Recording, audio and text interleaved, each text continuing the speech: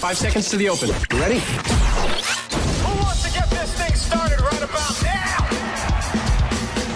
Welcome to Follow the Money Weekly with your host, Jerry Robinson. Welcome. Not just some guru. Oh, really? Your host is an economist and a best-selling author. What an interesting news item. I'd better write that down.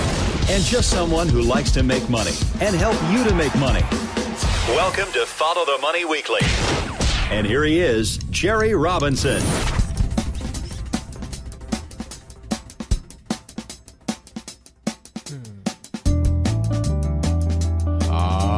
Friends, welcome to you all around the world. Follow the Money Radio coming to you via the internet, iTunes, Spreaker, Stitcher, all the way down the list. We're everywhere. Or you can just go to our website, followthemoney.com. You'll find hours and hours and hours of podcasts that we've done over the years to help people just like you. What for? What are we trying to do here? Well, we're trying to wake up America, if you believe it or not, wake up America to the fact that we are massively in debt.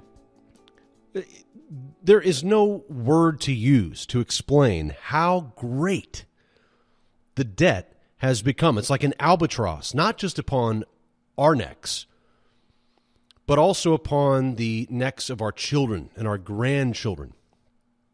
It's really quite immoral, to be quite frank with you, to see what has happened here in these United States as consumption has become the religion of so many. Overconsumption actually being prized as a virtue in these United States. And that's what we're going to be talking about today. We're going to be talking about the age of debt. That's exactly where we are, friends. In case you didn't know where you were, you're in the age, not only the age of reason, which overthrew the age of faith, but you're also in the age of debt. A very bizarre age, to say the least, especially as the stock market here in the United States and even globally soars to new all-time highs, as real estate prices climb steadily around the world. You're beginning to notice a growing complacency begin to set in as many have been lulled into thinking that the economy will not implode as it has so many times before. And I don't know how many times we have to see this picture before we finally get it, that we live in a boom-bust cycle. And sadly, what happens so often is that we run up and we begin to see these big runs in the stock market. We begin to see all these gains and all of this, oh, hey, the economy is great, everything's going to be just fine. And then the Federal Reserve begins ratcheting up the rates. And they come, of course, eventually people can't pay their bills because the interest rates are too high and blah, blah, blah. We've seen the story before, and then everything comes crashing down. And the Fed has to step in and lower interest rates. I mean, we've seen this movie before. We know how this is going to end. It's not a surprise. It's not a surprise that we see the stock market rallying immensely right now. I mean, why is the stock market rallying? It's very simple. President Trump has unlocked, or unleashed, probably is a better way to say it, the animal spirits. Those of you familiar with economics, at least from an academic standpoint, know about John Maynard Keynes, and he spoke about the animal spirits that are unleashed. And that's exactly what we're seeing. We're seeing people begin to feel as if things are getting better.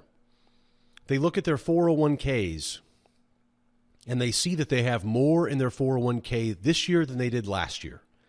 And that creates something known as a wealth effect. It's one of the primary tools of the Federal Reserve.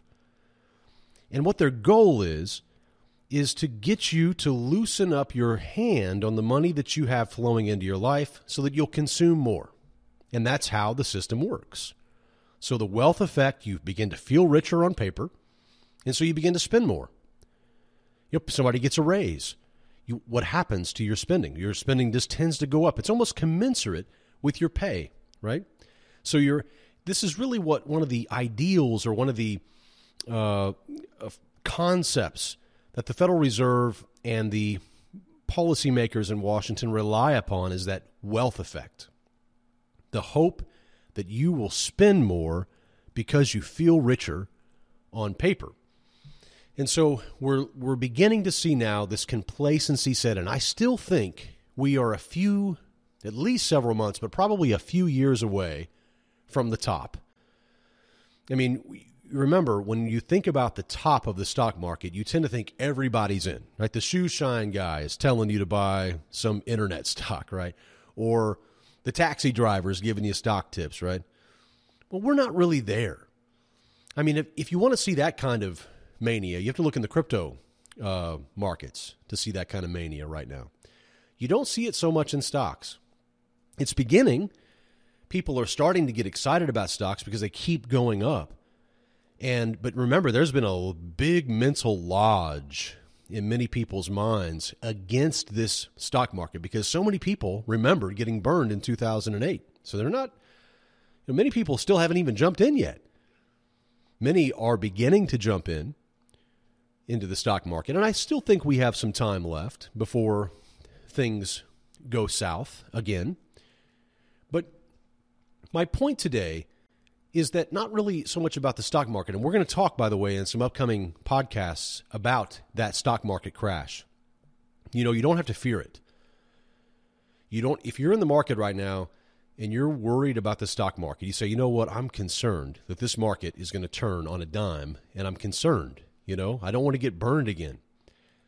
Well, I can tell you that you don't have to be concerned if you know how to read a chart.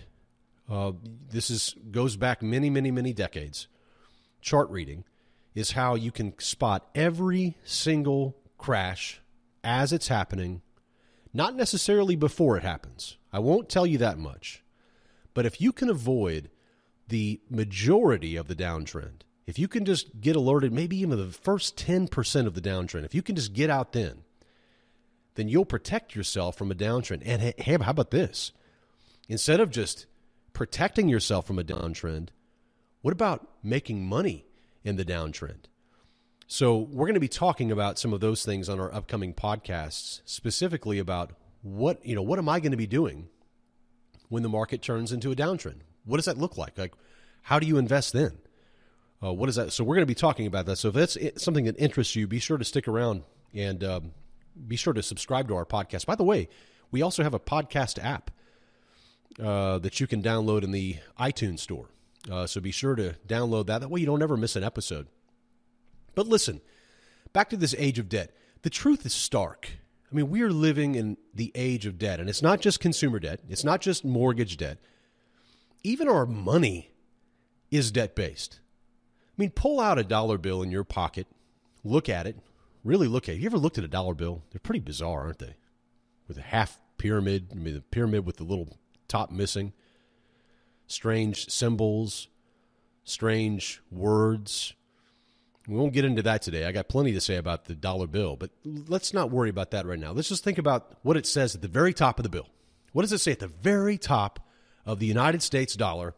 It says Federal Reserve Note, right? Now, that's a very important phrase because that is the money that you work for and transact in every single day of your life. So it says at the very top, Federal Reserve Note. Now, what does that mean? Well, that means something very simple, isn't it? If I say that I have a car note, what am I saying to you? I'm saying that I have a car loan, right? So you would say, oh, okay, you have a car note. That means you have a note on a car. It means you have a loan on a car. You owe money on a car. The car's not yours. You owe money to somebody. Well, when the Federal Reserve Note concept is understood, what you understand is that this dollar has been lent into the general economy by who? By the Federal Reserve. Who does it belong to? The Federal Reserve. Who is getting interest on this note? The Federal Reserve. Who sets the interest rate on that note? The Federal Reserve. You slowly begin to wake up and you say, wait a minute. Let's consider the numbers here. I mean, the United States national debt right now is at $20 trillion.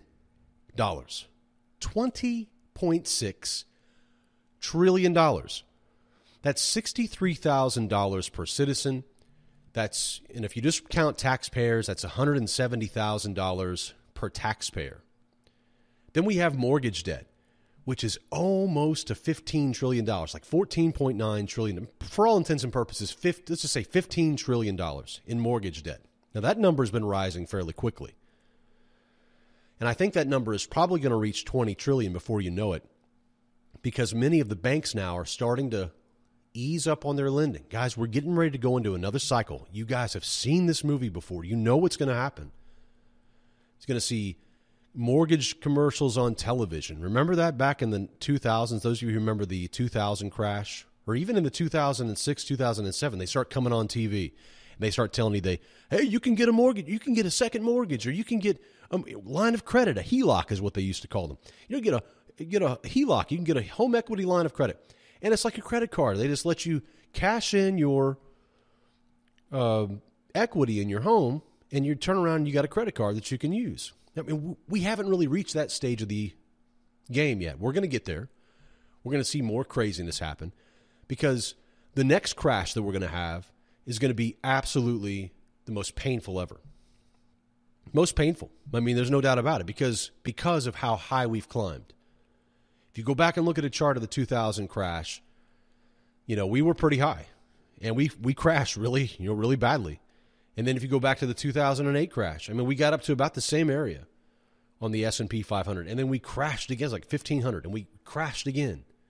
But this time, guys, we have seen the stock market soar to unprecedented levels, and I still feel it's in kind of the warm-up phase here. I mean, we haven't seen the big final blow-off rally that I think we're going to see, and we still have the tax cuts to digest, and we still have more deregulatory items coming down the pike. So there's still plenty of fuel for this fire to rage higher.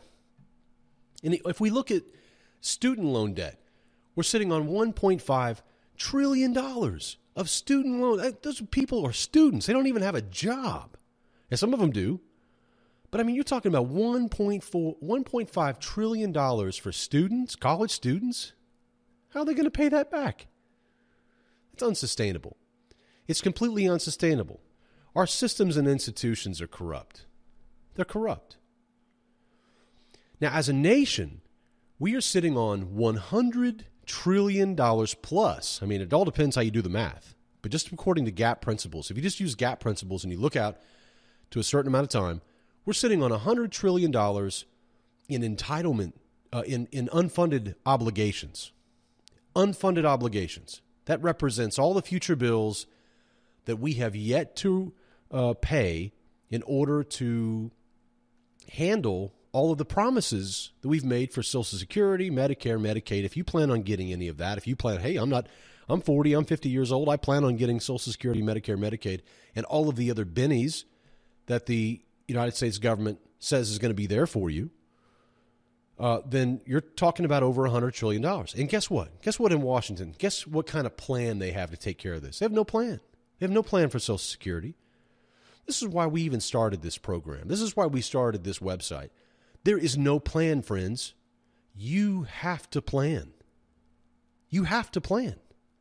There is no plan. It's going to hit a brick wall eventually. We have a YouTube video that we put out maybe a year ago. It was about the national debt, kind of visualizing the national debt. We'll try to put it in our show notes today, that video.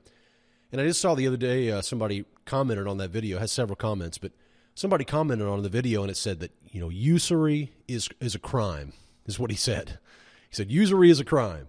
And for those of you not familiar with usury, it's just basically charging of interest, usury. And I retorted back to his comment, whether or not it's a crime depends upon whether you stay in the guidelines. Usury is not really a crime. It's not a crime to charge interest, but it's a crime to charge too much interest, right? But did you know that usury, or the charging of interest, used to be considered a sin by the Christian church? Do you know that back until about the year 1500? There's very few books on this. There's very few details on this, but there's a few great books out there that you can find on this. And it's like hidden history. But for the first 1,500 years, the church, almost every denomination, considered the charging of interest to be considered a sin.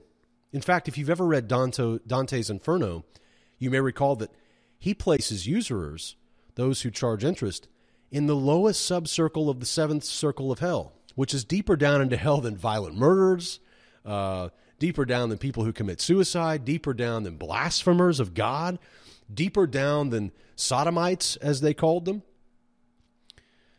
So prior to the Protestant Reformation, usury was largely viewed by virtually all segments of Christian society as blatant sin. It was contrary to the very nature of things. It wasn't right. It just didn't make sense that you would make money off of something that had no real value. And over time, we've kind of justified the charging of interest. Suffice it to say, the ancients had less toleration for greed than modern economic man. Modern economic man is okay with charging interest because he says there's a time value to the money, and the time value must be reimbursed. Okay, that's fine, but that understanding was certainly missing from the Christian church for the first 1,500 years of its existence. So one wonders where the clear biblical prohibition of usury has gone in our modern age of debt. Perhaps it went to the same place that the American church's doctrine on racial segregation went. I mean, just look back in an old Dake's Bible commentary, and you'll find that the concept of racial segregation was systematized into a doctrine held by most Christian denominations up till about the 1960s. The Baptist Church, not stepping on your toes, Baptist, I love you, but the Baptist Church used to have a black heaven, right? If you're black, not only did you have a black water fountain, not only did you have a black bathroom, not only did you have a black picnic table, but in eternity, you would spend eternity in a black heaven, right? So that idea was encoded and systematized in the doctrine of many Christian denominations prior to the 1960s, and that is until the Congress and the Supreme Court ruled racial segregation to be a violation of equal protection. So when the Congress passed the Civil Rights Acts in the 1960s, the American Protestant church faced a dilemma. Should they cling to their systematized doctrine of racial segregation, or should they buckle to the whims of Washington? So, too, later in 1967, with the Supreme Court case of Loving versus Virginia, 9 guys in black robes on the Supreme Court overturned the prohibition against whites marrying blacks, which again forced the American church, the Protestant church, to choose its battles. So over time, we've seen the American church dropped its racial segregation demands and buckled to the whims of Washington and to the wishes of the court. Doesn't it seem strange that things that used to be labeled as sins by the church, like usury, throughout much of church history, and more recently the sin of racial integration, so-called sin, as perceived by the American church, doesn't it seem strange that those things are just gone now? That they used to be systematized. They used to be things that people said, this is wrong. It's strange how time changes people's minds about so many things. You know, in closing for this segment, I want to read you a brief excerpt from my book, from the chapter entitled Maxed Out, The New American Slavery.